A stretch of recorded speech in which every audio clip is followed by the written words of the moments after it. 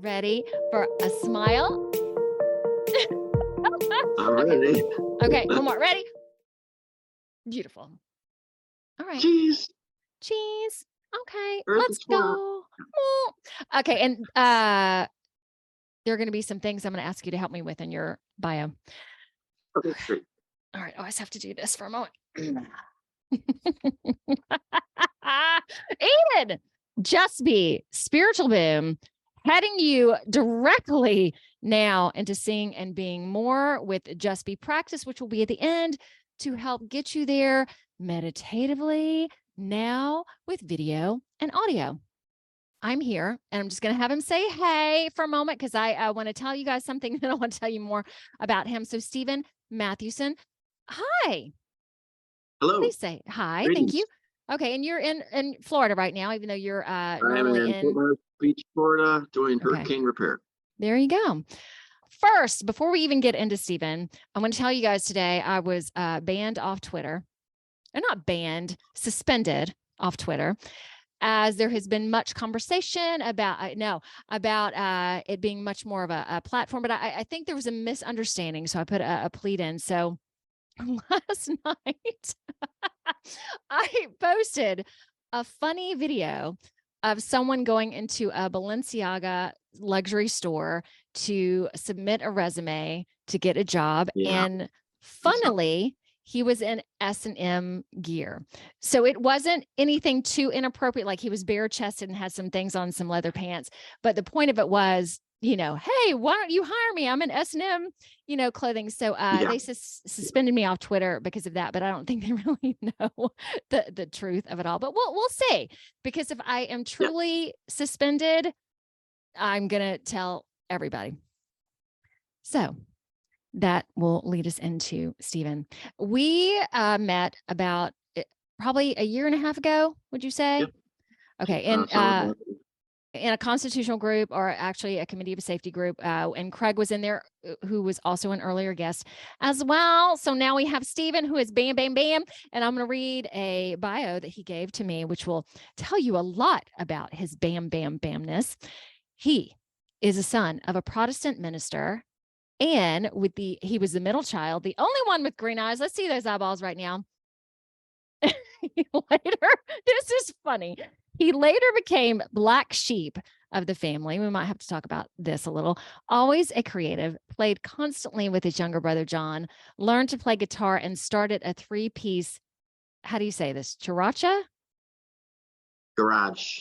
Okay. I misspelled it. Garage rock. Christian garage rock band. Okay. Thank you. Called 35 Little Ducks in a Basket. Tell me about this. This might be a misspelling term. They had a monthly column in his underground zine. Zine. Like Ooh. magazine. Okay, gotcha. Zine. You're so creative. Called The Rain magazine. So it was a natural expression to have founded his high school newspaper, the Paw Print. Soon it became what did it become?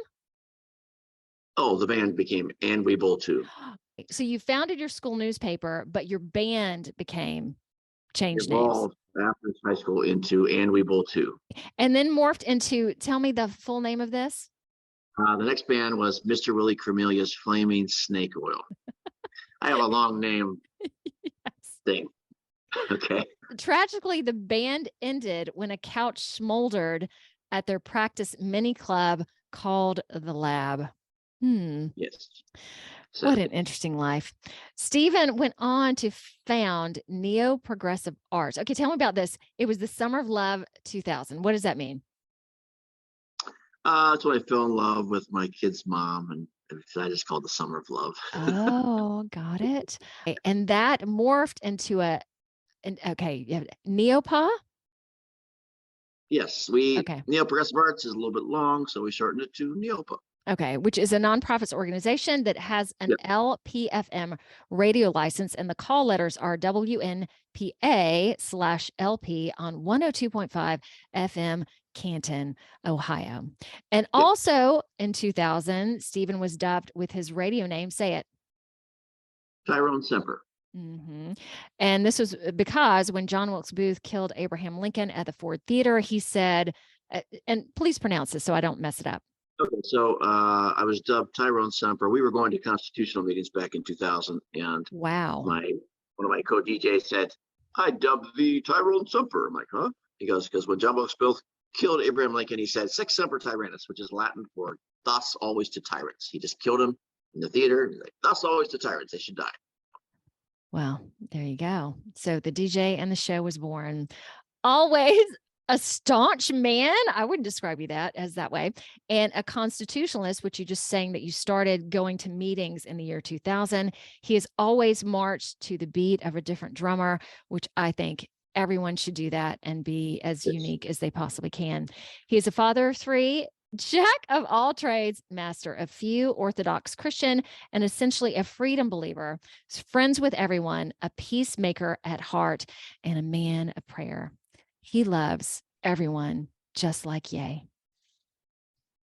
That was pretty great. Okay. Yeah. Anything else you want to add to that?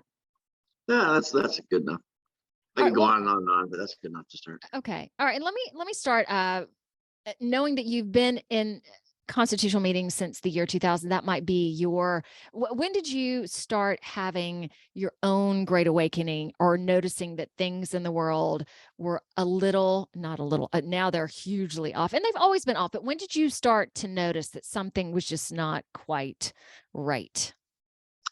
Well, coming out of high school, I learned about the Constitution, and so my first car accident, I had a few car accidents, and I said, "Oh, I'm going to fight this," and so No I kidding. lost. Seriously? I was like, "What?" Then I just fight it out of principle, even if I'm going to lose, because it just didn't seem right. The Constitution says, leave me alone. I didn't harm anybody. All So right. So wait, how old were you? Like 16? 16. Well, you drove at 16, 17 years 17, old? yeah, I was about 17. My first accident, somewhere in there. First time I fought the law won. Okay, so I was the nonprofit arts organization. We went to the constitutional meetings, and then it was sort of the P.R. Miller artist. You remember that? Yes. P.R. Miller did the art, got prosecuted for it, and so Yeah, as the arts give organization, more detail about that to our listeners and watchers, please.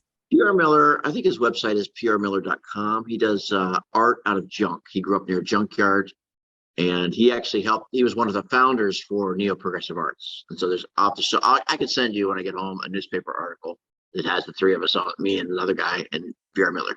Okay, so he was an inspiration. I don't really know him that well, but he was an inspiration to kind of go against the system. He invited me to the constitutional meeting, handed me a constitution, and so when we decided to paint a bus, which is based upon reading Electric Kool-Aid Acid Test about Ken Kesey and the Merry Pranksters from the 60s. And who wrote that book? Tom Wolfe. Great book. Anyway, it was like, oh, I had this Volkswagen bus. It was beat up. I'm like, let's paint it as a group. So we painted it as a group. We had these monthly things where we do stuff and paint and just try to get the community excited. Because I moved to downtown Canton, where close to where I live now. And so we painted the bus, but didn't have a motor. So someone complained. Pretty soon the police showed up, blah, blah, blah. So they charged me with something. I said, I'm going to fight this. So I fought it and I won. I finally won. The Wow. prosecutor looked at me like, we're probably just send an intern. I was like, I'm going to fight this to the death. He's like, we'll send an intern. And then the judge walked in. The judge goes, hey, it's the multicolored bus guy. And then the guy said, a second thought, let's just dismiss this.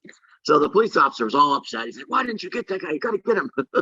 So we won. It was like, we're victory. And unfortunately, I had recorded the whole thing on a videotape, and I was going to make a documentary about it. And just recently, I was capturing tapes, and the tape was lost. So all that's left is up there and a couple pictures. But I did videotape the whole thing, and oh well. Water under the bridge, right? Right. Still great. So the idea is get on the bus, get on the wavelength of moving forward progressively to try to be artists, creative, love, share with the community, build the community. That's the whole idea behind neo-progressive arts. Neo comes from, it was kind of inspired by the movie The Matrix. And then, we're kind of doing arts. And so we actually inspired, you ever heard of Arts and Star? Mm-hmm. Yes. Okay. We were getting press, and the Museum of Art wasn't getting any press. And so they looked at us, and I was told that they literally had the article in their boardroom going, why aren't we getting press like these guys are, who are just nobodies, you know what I mean? So we inspired Arts and Start to they did it, right, and more with more money and stuff like that. We kind of inspired them to do what they're doing now. And just what you were talking about is there's a sign on Route 30, which is south of Canton, going towards Massillon, and it said, "Bloom where you are planted." And so that's always been sort of a motto for us, is to not go, "Oh, I want to live in LA or New York or this or that." Just bloom right here. God put us here for whatever. I mean, literally, the only reason I bought this place is because I was driving to work and there's a for sale sign. I was like, "Oh, I should go buy that." And that was back in the days when I only had a job for like a month and I could get a loan. You know what I mean? Right. Nowadays, so I bought that house, and that was like, well, I got the storefront. I might as well start an arts organization. That is so true, because when I moved, I was in Atlanta, and my former husband's job transferred us to Alabama. And then because he's Goodyear Corporate, that moved us up to Akron. I cannot tell you how many people stopped me in the grocery store, because I still had a pretty deep Southern accent. Well, not deep, but I had a Southern accent, and said, you chose to move here? But bloom where you're planted. Yeah, I chose to move here, but you're here. Why? If you don't like it so much, go somewhere else, or bloom where you're planted. It was quite captivating. All right. Well, I wanted to chat with you about the flat earth today. Is now a good time to go into that, or is there anything else on this we need to cover? Yeah. So the flat earth, I've always, I forget what I came across about researching the moon landings. Okay. And so what I would describe it as, before we define flat earth, the concept of flat earth is basically that just things are not what they seem. Okay. So the moon landings are like, oh, we landed on the moon.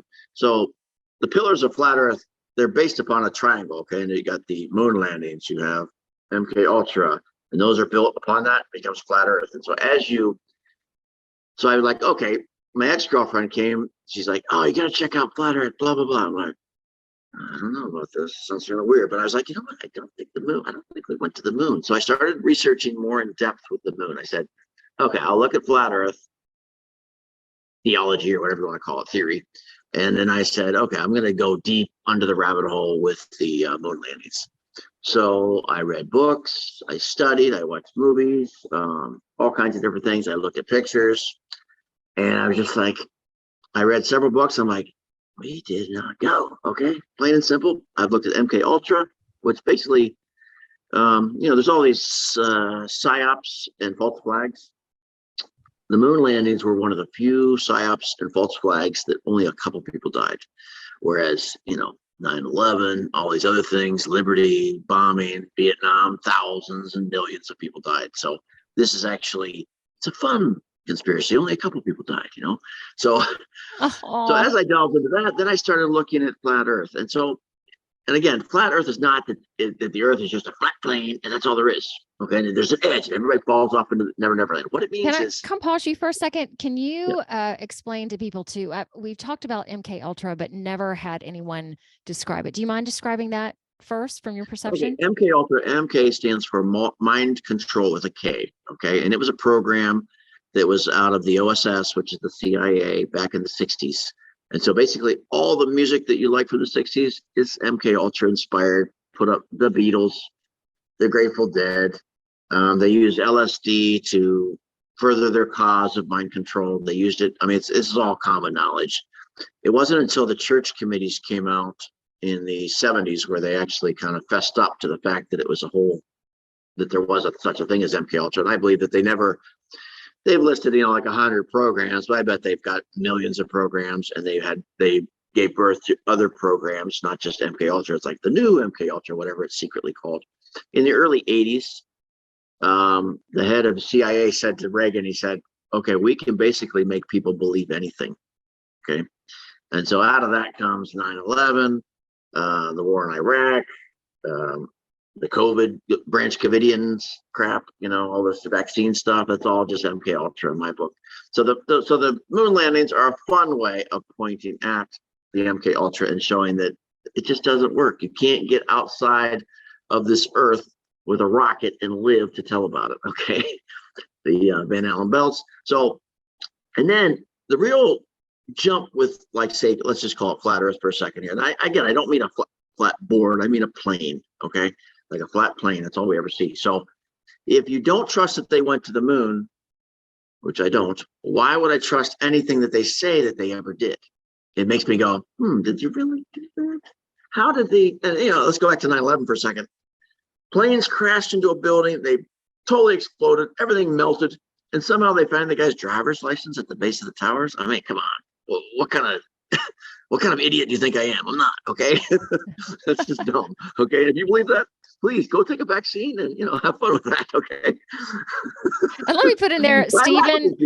I'm sick of these people. They're just like, well, it's really interesting. Let me give to you when Stephen talks about reading books and looking, he is the most, he educates himself beyond anybody that I have met. So when he says he has done research, this man has done serious research.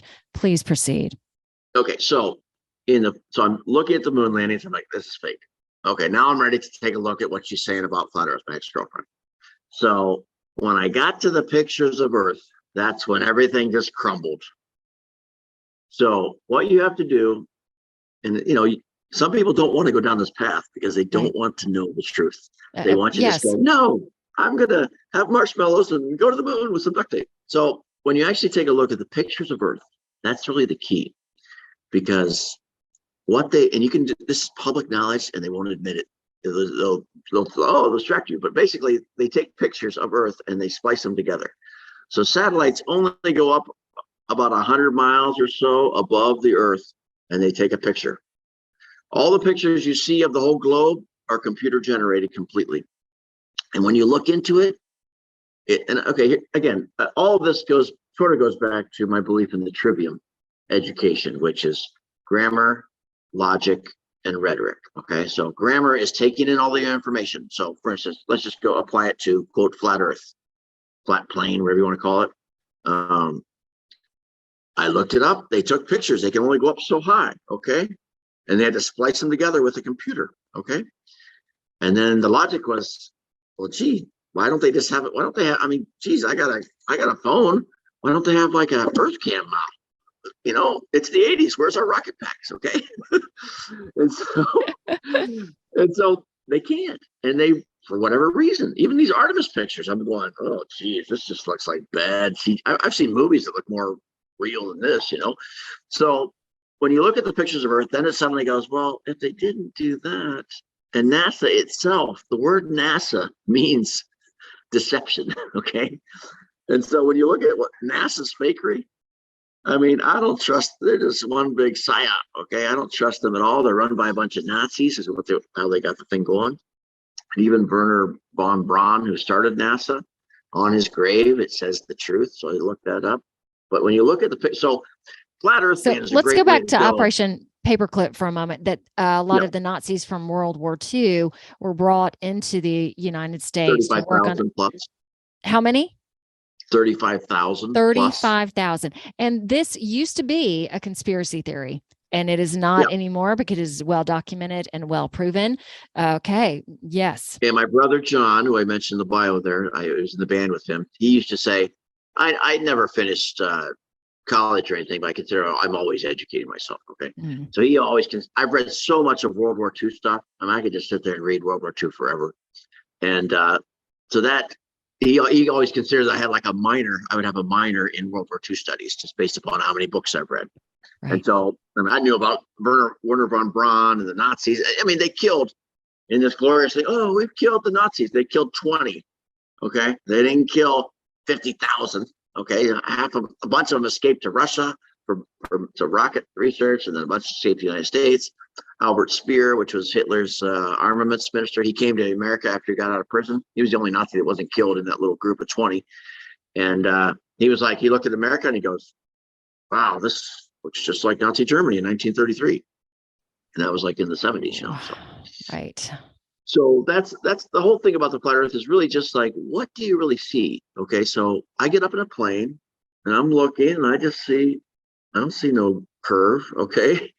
And I don't really trust anything coming out of a screen. Nowadays, the screens are so great. It's like, wow, this looks so cool. Well, why don't they have an Earth cam? We should have an Earth cam right now. Or we can go, hey, let's look at the Earth.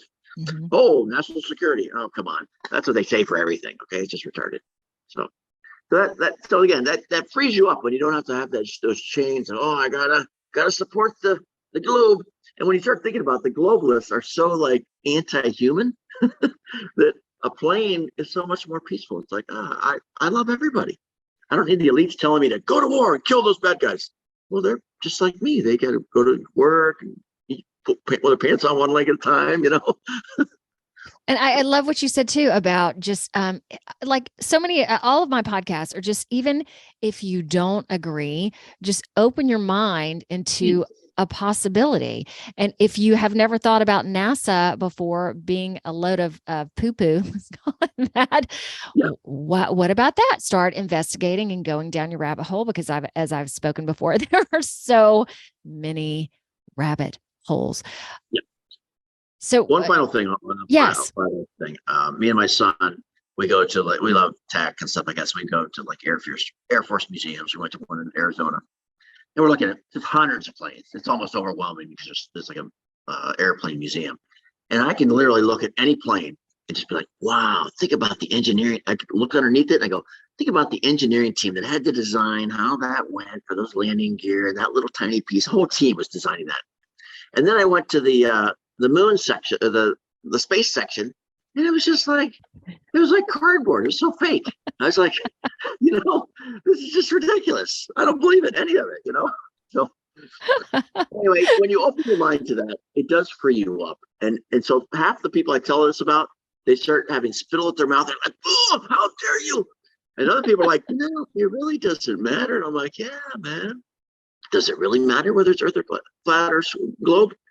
It doesn't matter in that, for me, it does matter that someone is telling us constantly a lie. That matters. But just for me personally, who cares?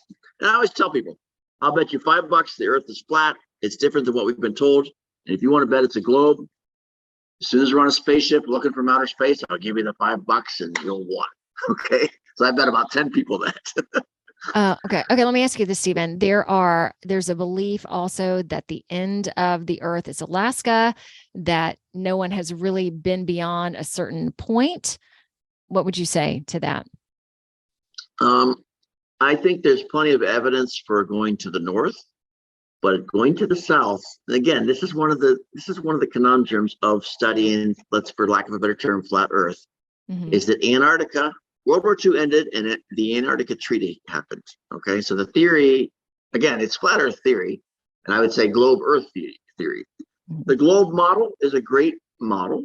Okay, I don't mind it. It's a great model. You can predict things real exact, but I can't say, hey, Eden, let's get some cash. Let's go to Antarctica.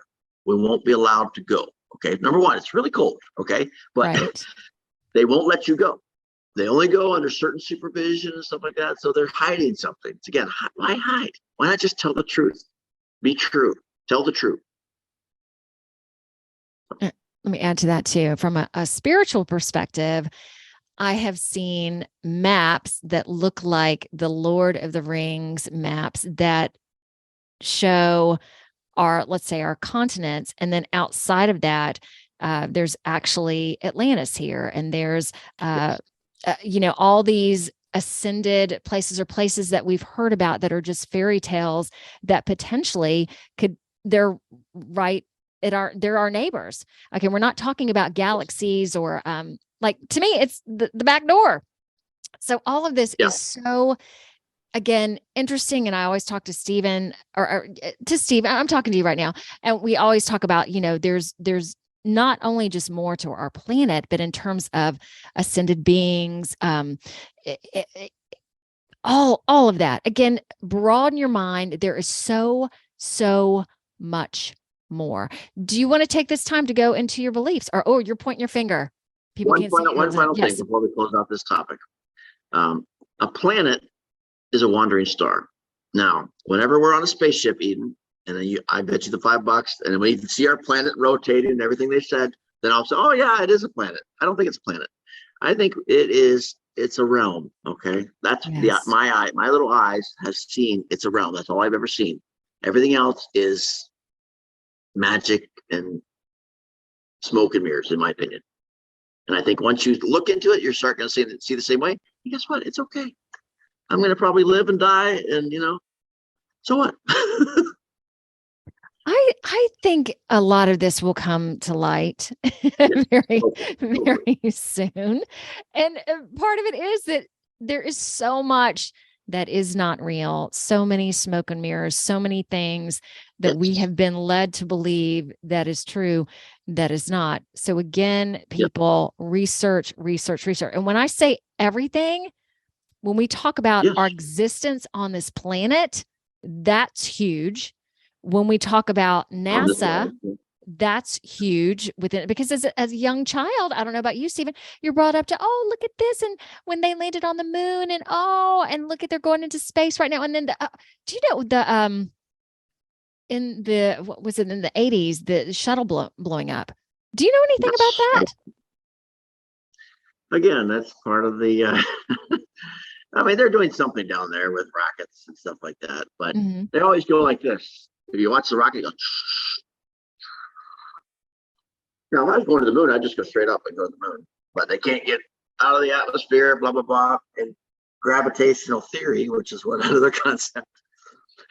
Yeah. Gravity isn't really it's not a law, you know. I mean, there's buoyancy, but you know. Okay, one more point. So the moon landings. To make fun of the moon landings, the fact that they're a hoax, I've purposely done anniversary hoax moon landing radio shows. And so the first one was obviously 2019 was the 50th anniversary of Apollo 11. That was my first one. Then we did the 51st Apollo 11. Then we did the 52nd Apollo. No one does the 52nd anniversary of Apollo 11. And then we kind of skipped on to the 52nd, the 51st of Apollo 14.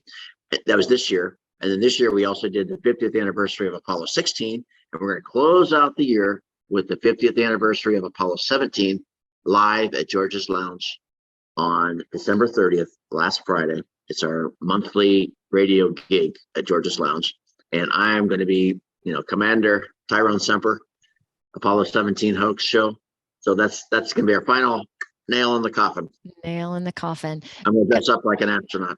Oh my gracious. Hey, do you think, and the shuttle that crashed in the 80s that had school teachers on it, do you think that was done on purpose? So essentially to stop them from seeing that there's really nothing there? Of those 7 astronauts, 3 or 4 of them have twin brothers and sisters. Mm-hmm. You can't make this up, okay? How would you have a twin? 3 of them have twins. I mean, what a coincidence, I don't think that they even died. I mean, honestly, I don't trust anything they say. I don't. Makes sense. Trust it. All right, so let's hear about you. Is now a good time to go to your beliefs, or what do you want to do? Well, I mean, some of what I've said earlier encapsulates my beliefs. Like I said, I was a son of a Protestant minister, so the black sheep is the fact that I was not a minister like everybody else was, but I still had that mindset. Okay, and so I used to have Bible studies at my house. Like after I got out of my parents' house, I'm like, I'm not going to go to church. I'm going to have a Bible study, So I went to Bible study, and then one of our people from our group went to the Orthodox Church. And I was like, okay. We even, as a Bible study group, we went to different churches. We went to a Unitarian church, we went to a Methodist church, Catholic church, Orthodox church. And we're just kind of like checking out, like, oh, what's going on here? And so out of that original group, a handful of us did become Orthodox Christians, which Orthodox is basically just basically you have the Mediterranean Sea. Imagine the Mediterranean Sea. And you've got the boot of Italy. You've got Constantinople, all the big cities, Antioch, so Alexandria. And so those were all the major cities, and that was the church in the early days was based upon those cities. And Rome kind of changed the words of the creed, and they went their own way. We call Rome the West, where all the other churches stayed together. And then even the Egyptian church, they didn't make it to a council, so they're really close to us, but they kind of went their own. They don't agree with a certain thing, and so technically we're not in communion with them. And so you can't if you have a group, you can't just like, hey, I'm going to change the creed. Sorry, guys. So as I discovered Orthodoxy, it's nothing magic. We're all just sinners, like anyone else. But it's been a real beautiful thing. I come from a Protestant background where the church is basically, you walk in and the sermon's 45 minutes long. So it's all about head, not about your body. And so the Orthodox Church, you walk in, you smell the incense burning, you kiss the icons, so you have touch, you hear the beautiful music, you see the beautiful icons, and then you actually taste, the communion, for lack of a better word. And so it's the church of the five senses, where the other churches are all about head, head, head. You got to learn this, you got to learn this, where you just show up, you might not even know the language, and you're going to be essentially you're going to be healing. It's like the church is more like a hospital where you go to heal, because we all have issues, we have brokenness, we have hurts, we have pains, we have struggles in our lives, whatever they may be. And we need to turn towards, for lack of we could say turn towards a creator or a higher level to pray. Not that we're like, oh, Jesus, give me a new car, but more like, pray for my fellow man. Like, people that hate each other, pray that they won't hate each other as much, help me to get through this life. My parents they're getting old right now. It's going to be difficult when they pass, and I can't imagine anyone going through that. I've had very little death in my life so far, and I'm not looking forward to that. But I know that being in communion with the church and people that, there's some real strength there. So how do you see everything going on right now? Like I talk about, we're at spiritual warfare, essentially light versus dark, evil versus good, God versus Satan. Where are you in that? Well, that's what I was saying, staunch man, okay? Because there really is only three things in life, and that is man, a woman, and land, okay? That's it. Everything else is just a distraction. It's a title. It's a misconception. Okay, say that again. So we can. So say that again. Just I want to sit with it a little bit. Man, woman, and land. Yes. Okay, go ahead, please. So just looking at your background, I see a bunch of things on the wall. Yes. That's land. Okay. Seeing you, I see you. I mean, we're digital, but you're a woman. Okay. Yes. I'm a man. Okay. And God. You can even, I could, even say like creator, whatever, spiritual, I mean, I can agree with you in whatever belief system you have, in that we are unique. Human beings are unique. We're not just like the amount of things, like I was just literally playing with this little screw that I found sitting here. Okay. How many creatures can manipulate that screw somehow and get it into something to fix something and build something, make a watch, all these different things? We are created, I believe we are created in the image of our creator, and we are given a special thing here on this realm, okay, we call Earth, okay? So it's a very unique position. And so we are given, and again, biblically speaking, Genesis 1:26, we're given dominion over the land, the trees, we're like in, the Genesis story, whatever you want to call it. Adam named the beasts, and then Noah, I mean, I'm not saying that those things are exactly happened as they said, but there's something special about our position as human beings. And so the society today is everything against that, meaning I'm a woman now, Eden, and now I should be woman of the year, even though I have a beard, and I mean, it's just nonsense. And that to me is like a demon, like this anti-human, human's not even the right word, but anti-man, anti-woman, anti-just normalcy, you could say, because then it just becomes like a passion. I mean, how about just be who you are instead of trying to be something else, I mean, I'm not judging anybody. You think you're this and that, but we all have issues, we all have certain feminine and masculine qualities that balance us out, and I think in a man, woman, I was talking to my daughter about this, 14-year-old, and, I was like, well, this is a woman and this is a man, okay? These go together. Stephen's getting really graphic right now for those who can't, but the things you used to do in middle school. Just my hands, okay? Yes, just with his fingers. Not graphic, but you know what I mean. I mean, it is what it is. It's so common sense, and that to me, so what we have now is like, it's sort of like the gates of hell have been unleashed upon our society. And, to this day, like even like I'm sort of conservative in some respects, but it's like the conservatives like, yeah, we're going to bomb those guys. Why are we trying to kill anybody? what did Saddam Hussein's people do to anybody? Nothing. Okay. Why do we have to destroy them, kill how many thousands of people? It just doesn't, it's not, that is not, That that's is just not like the answer. Killing. it's And not I the mean, answer. that's creating more darkness and just to kill someone. I mean, that's not an answer to anything. I mean, I constantly find myself lately going, okay, I can't wait until these have a trial, a fair trial, and their appeals, and then we hang them from a wire rope until they die because the crimes they've committed against Yeah. man and woman are. It's like, I can forgive somebody who does something to me, and I don't think that it's necessarily, I would still want to forgive someone even if they, slaughtered my whole family or something. But these people that have just millions of people, I mean, they don't need to be in some cushy jail cell. They need to be repenting of their evilness. And Yeah. I just So don't see. that's a good point too. I even with the good guys or the white hats or whatever talking about executions and this is how this is going to be eradicated. No, it's again knowing that this is a battle, and I've seen a lot of spiritual stuff that goes with all that too. Yet how can we kill? I don't know. I'm very curious with how this is going to be rectified if we're really moving into a heart-centered world that doesn't seem so heart-centered. Yet what is the answer? What is the answer, Stephen? Well, I mean, you go You need to to have like the answer a, right now. Like, come on, let's hear it from you, and then it'll be done. imagine we're on an island, okay? There's only so many people on the island. And somebody's caught doing something really bad. We won't even say what it is.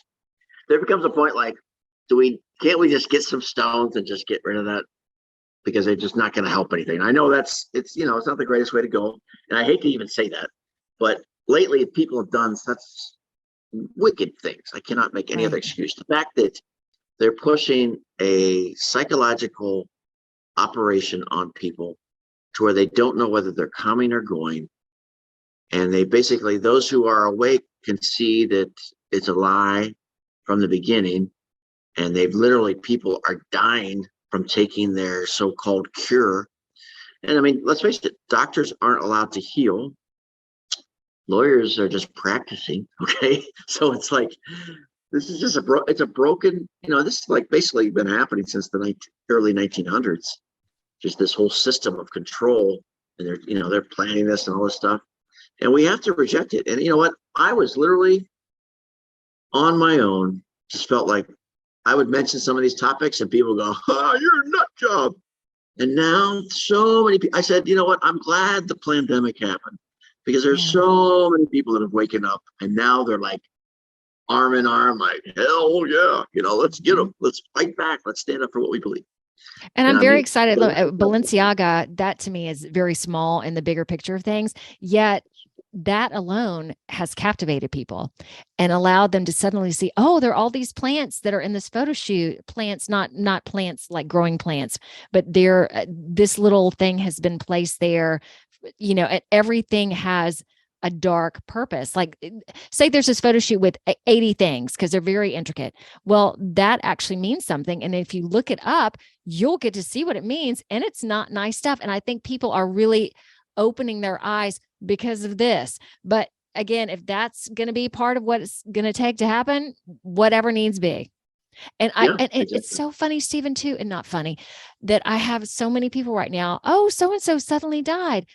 I can't tell you. I had a friend who basically told me about 3 people, and I just and they have no clue that they're all vaccinated, and oh, he was 41 years and completely healthy, and I just sit there, kind of just trying to find my peace and my foundation, going, do you not see what's going on? Because it is going to get heavier and heavier.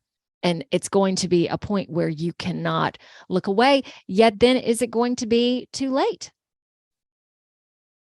Like you said, I laugh because otherwise I'd just be crying. Exactly. Okay. Yeah, I feel you.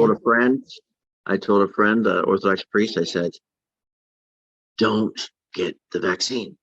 He went ahead and did it, and he died suddenly 2 weeks later in church. And to this day, his wife In thinks, church, oh, like was he up preaching? he was literally getting ready to do liturgy and like preparing and drop dead. Oh, it was a heart attack. No, he took the thing. And I mean, I love to death, but Were you I there? cannot, no, but I mean, another person close to me, I didn't even tell them not to take it, but they did anyway. And they've had nothing but trouble from that vaccine, Johnson & Johnson, kidneys failing, this, that. I mean, every possible side effect they've ever had. And now they're like getting near their deathbed over this issue. And like you said, I have to laugh sometimes because otherwise I'd just be in tears crying. I've already like when I had a dog, I love the dog to death. And I looked at him, I said, I used to just go out with him and I would just cry and I'd be like, I'm not going to live as long as you. And so when he finally died, I didn't really cry because I was like, you know what? I've shed so many tears for this dog. I know that he was going to die before me. He lived to be 15. And now I'm doing the same thing with people around me. I'm like, I love you to death, but I can't control you. I can lead the water to the creek. I can't make the horse drink the water. Okay. Right. I can say, here's the truth. This is what I know. And now I'm more inspired to speak up.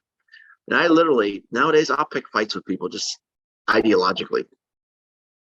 Anytime I talk about the pandemic, I always say pandemic. And so I literally will trigger people on purpose to get them to think about it.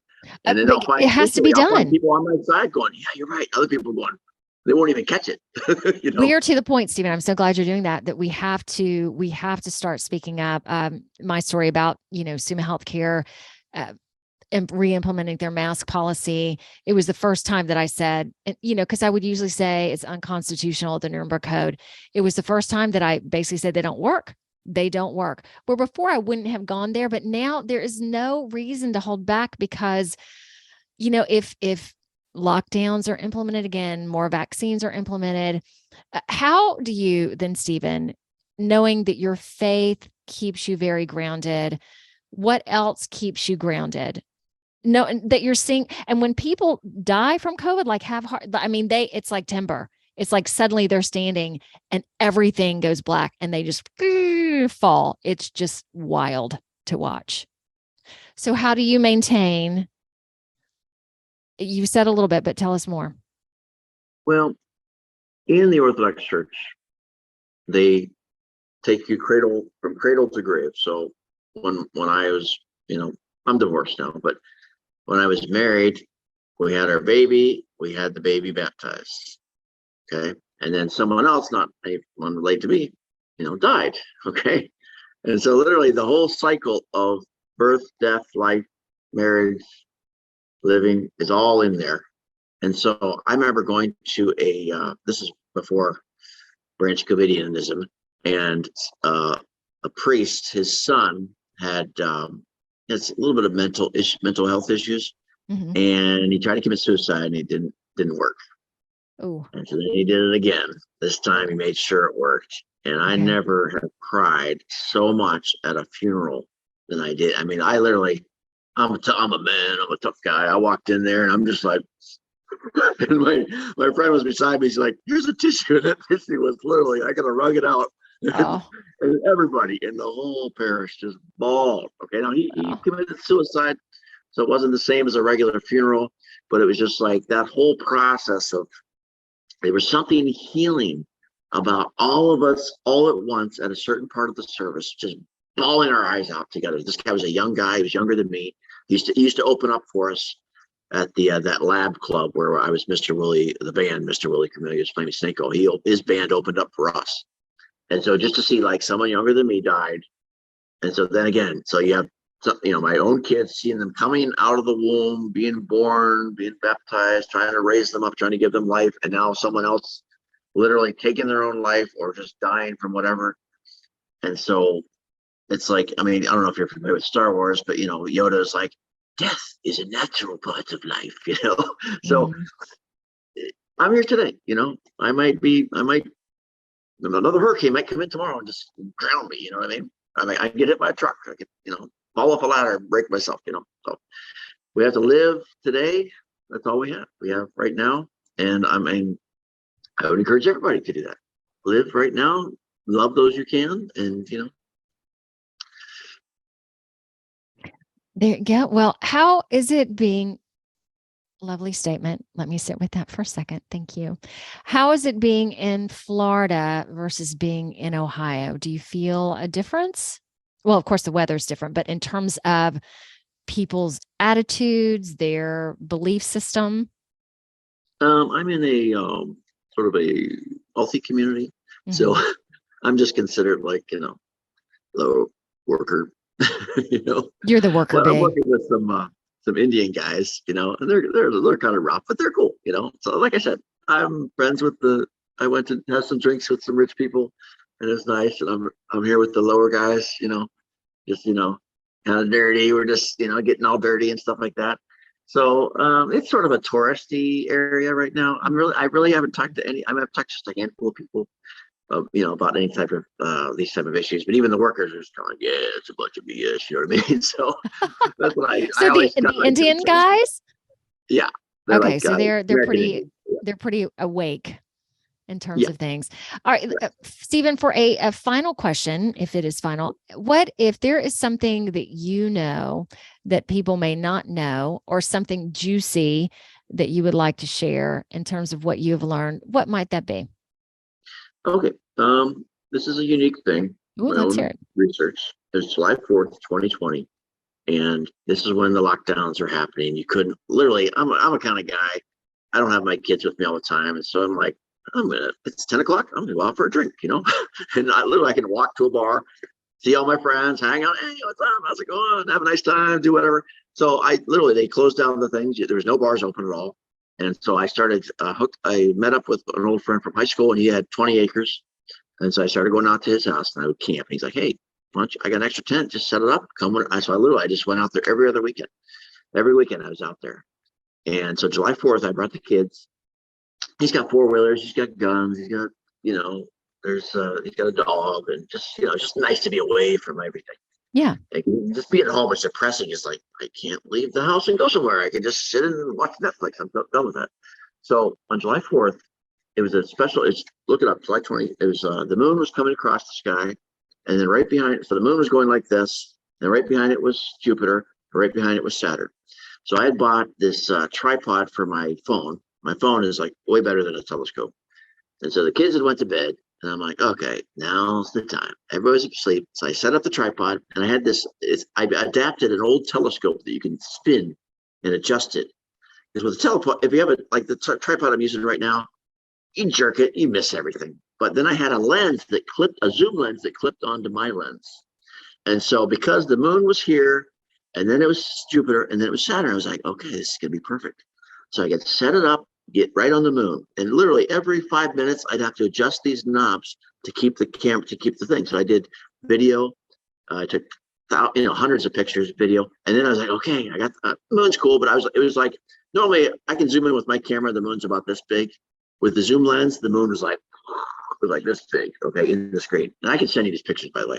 And so when I got to Saturn, I was totally blown away Why? because not Saturn, Jupiter. Saturn I couldn't see as well. I'm sorry, Jupiter. I was totally blown away because I was getting the light signature from this zoom lens, and again, I didn't have to move the thing a whole bunch, so because it was right in line. Okay, I got it. And I had to tweak and adjust. I was like, it's not okay. I see. You see all the pictures of Jupiter, this perfect sphere. This sucker was like an oblong. Okay, it wasn't like it wasn't like a perfect quarter like you always see. It was like an oblong. Okay, it's kind of like that. I'll send you pictures of it. And I was just like, and I could zoom in. Okay, and there was a line through the middle. Now again, going back to NASA and all these pictures we see of space and movies and all this nonsense. This is my own little eye, my own little green eye, Wow. looking through my lens, looking at the Green dang eye. thing. And I was all by myself. No one's interrupting me. And I was able just to take pictures. I was just like, well, I've never heard of this. Whatever it was, my camera was not getting a perfect sphere. It was getting like this. And that tells me, well, what else are they hiding from me? So I'll send you these pictures. But that to me was just like, it was just me. I'd never seen it anywhere in any research I've ever done. I was like, and so you're one of the first people I told, okay? And I Wow. saved them all. They're like gold to me. So I'll send you some of these pictures. And I'll try to include a picture of the canal that's behind me. So you can kind of Okay. see what I wake up to every morning. Because I wake up, I'm like, this is paradise. Wow. So I will send that to you. You will, and you could even put it in the podcast if you'd like, as we're Okay. talking about something, splice it in or something. Nice. Okay. So you talk to everybody about live for today. Yes. Is there So any, yes. Is there anything else you want to give to people, knowing that you are so correct that there is, and I work with this consistently, that there is so much tragedy and so much darkness going on right now, that to remain peaceful, to remain blissful, to remain happy, knowing that, as my belief, as we ascend through all of this, there is, there will be heaven on earth, but yet there is a lot to get through. And I don't know how long that's going to be. Is there anything else you would like for people to know? There are ways. I mean, like when you get like kind of discombobulated, I do this sometimes. Yes. Pray, okay? Not just pray like, Lord, give me a Cadillac. No, pray not to say anything, or meditate. You can even call it meditation. And so like a binaural beat. If I put 2 headphones in, it's just noise. But after about 10, 20 minutes, it's a way to cheat to get to just, meditation. And it like resets the body, resets the mind. And then so sometimes if I know I got some really crazy thing to think about or do, I'll put some headphones in and I'll just get quiet. And all of a sudden, about 30 minutes, half hour later, I'm just suddenly like, there's something that left me. And now I'm ready to do whatever thing I had to do. And so I find myself doing that a lot. And you can do it with prayer. Like in the Orthodox, we would just do the Jesus prayer, which is, Lord Jesus Christ, Son of God, have mercy on me, a sinner. You just say that continually. And it's not like, it's more of just repetition and getting your mind away from like, what's for dinner? How's my daughter doing? What am I going to do tomorrow? How am I going to pay my bills? None of that. Just clear all that nonsense out of your head, all that noise, and just that to me is a way to point you in the right direction, to get yourself not like they're coming to get me, Right. And not, it's interesting to say, to get rid of all this noise, knowing that we could say this isn't noise, people are dying, but in a sense, you have to get away from it, because not only will it eat you alive, yet getting away from it also lets you see that you are much more than that you are, like Stephen also said, this creative being. Humanity is so unique and so spectacular, and it has just been suppressed down. So attaching from all this, you're no good, everyone's dying, that the world is a really bad place, going to a good place and believing that and knowing that that does exist, that helps you get through all this rigmarole as well. Yep. I'm not judging one another, Yep. Here you are. Oh, hello. There's me. There we go. For those who can't see, Stephen's got me on his camera as backup recordings, just to make sure all this comes through. Woo, thank you. All right, man to woman to man. Yes. Are we done here? Is there anything else you want to say? No, yes. That's all. Everybody, check out the radio website, which is neopa.org. And you can because anyone can listen to that, and I'll have that link and email. Go ahead. Email is Tyrone Semper at gmail.com. It's all one word, lowercase, and she'll have that in the show notes, I assume. Yes. So if they have any questions for you, if they have flat earth questions, or is it okay to contact you as well? Yeah, anything. I will, anything I've discussed tonight, I'll be happy to discuss more. Or I'm actually hoping in the new year to start my own interview type show like yours. I do a radio show, but I'm looking forward to doing start with the local people, interview people. So. Heck yeah, that sounds great. More voices, more voices, more voices. Yes. Yes. Stephen, thank you so much again. Compadre of mine, thank you so much for being here with us today. And how much longer are you going to be in Florida? Saturday. Oh, well. Today's Wednesday. Short time. All right. Well, good luck. Okay. See you later. Are we bye-bye forever? Is that the end? No, I'm going to stop this recording. Hey, everybody, I'm going to stop this recording, but I'm going to say goodbye to Stephen in a moment. Okay.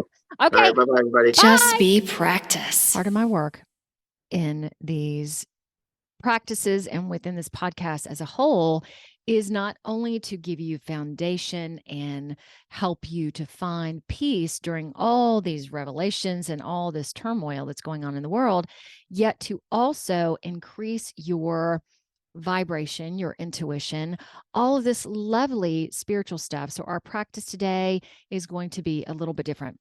I have 3 items that I want you intuitively to figure out what they are. So we're going to go from the first to the second to the third. And the first is going to be a pretty plain item, for lack of a better word. The next 2 are going to be a little bit more complicated. Now, what you're going to do with each is to, when I'm ready, I'm going to hold it in my hands or focus on it, because one is in my hands. The other 2 are off a little bit. I'm going to focus on it. I'm going to ask you to also meditate and close your eyes and to figure out what it may be. Again, being these powerful beings that we are, this is not only increasing your, again, you can call it your psychic ability, your intuitive ability, all of it. And I would also invite you not to beat yourself up about it. If you don't get anything on all 3, that's okay. Again, it takes practice for this. Maybe on one of them, you'll pick up a color or a shape. Anything is awesome. Hopefully this makes sense. All right, let's start with the first one. So I'm going to close my eyes for a moment. You do the same too. And in this, you're going to need to be in an environment where you can really focus. So save this if you need to. All right, this item, I am going to give you a hint, is a singular color.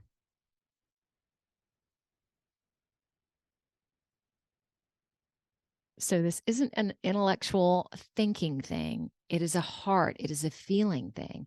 So if you are going to feel and see what is in my hands, a singular color, what could that be? What does that feel like? Then what is it potentially made of? How big is it? Obviously, I'm holding it in my hands, so it fits in my hands. And the others, I will not put them in my hands, so you will not have a size idea. Does it have a function? If so, what might it be? You might not come up with exactly what it is, but you'll come up with some sort of idea. So again, just practice. Let your body go, relax into this. Again, you're not being graded. So what the hell does it matter if you get it right or wrong? It doesn't.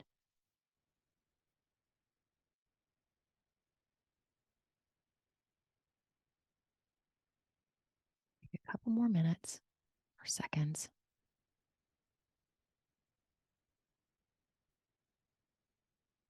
And when you're ready, open your eyes. Okay. Give yourself a little bit more time, because sometimes when you open your eyes, you have another discovery. All right, let me show you this first item. Okay. Sharpie yellow highlighter. There it is.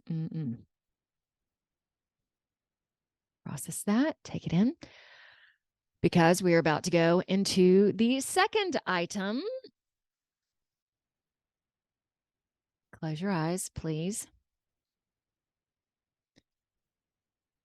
This item has multiple colors, or several colors, whatever you want to call it.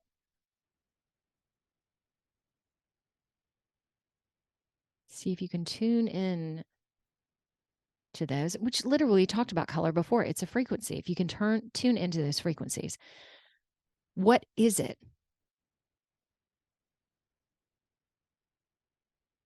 What potentially is the function of it? Oh, here's another one, good one to feel. How old is it? Is it something newer? Is it something practical, something impractical?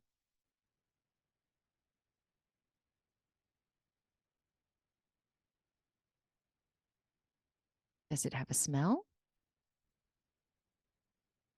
What's its texture like? Knowing that the Sharpie I don't even know how it has a smooth texture. I don't even know how you would describe it. Does this one have a smooth texture? Fuzzy?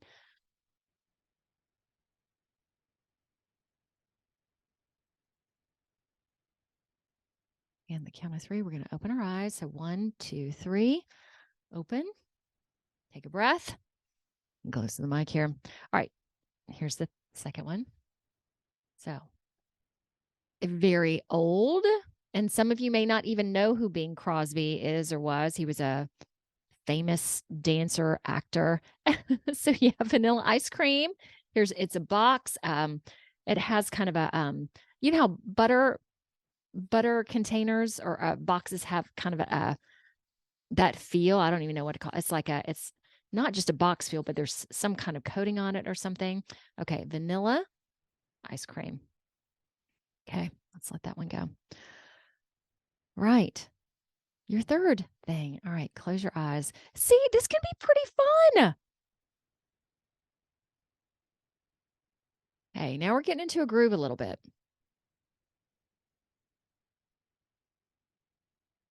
Again, the questions. Colors. Are there certain colors on this item? How big is this item? How old might this item be? What potentially could this item do? Could it bring something into your life? The texture, the smell.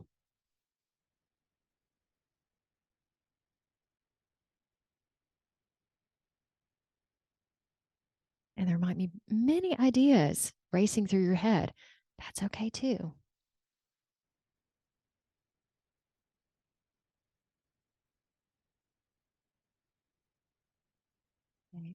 Again, the count of 3. Open your eyes. So 1, 2, 3. Okay, now I'm going to pull it. Oh my gosh. Is this an LP? I think it's an LP. I don't know if you guys remember the 80s. I guess it was 80s TV show, The Dukes of Hazzard, and the theme song was sung by Waylon Jennings. So this is a 45 of that song. So this is probably, how old is that? 40 years, something like 30 years, something like that. Okay. Do more of this. Have your friends do it. Again, amping up that pineal gland, amping up your powerfulness, amping it all up, because let me tell you, brothers and sisters, now is the time. Next time. Next time. So cool of you to be here. I went from being off most social media to being on Facebook, Instagram, LinkedIn, Twitter, True Social, and you might be watching this on YouTube, Rumble, or BitChute. Or you might be listening to this on Apple Podcasts, Google Podcasts. I'm on over 19 directories at this point. So connect, comment, subscribe, like. Oh, and my intention is to have a new episode out Wednesday of each week. Oh, Lordy, more to come.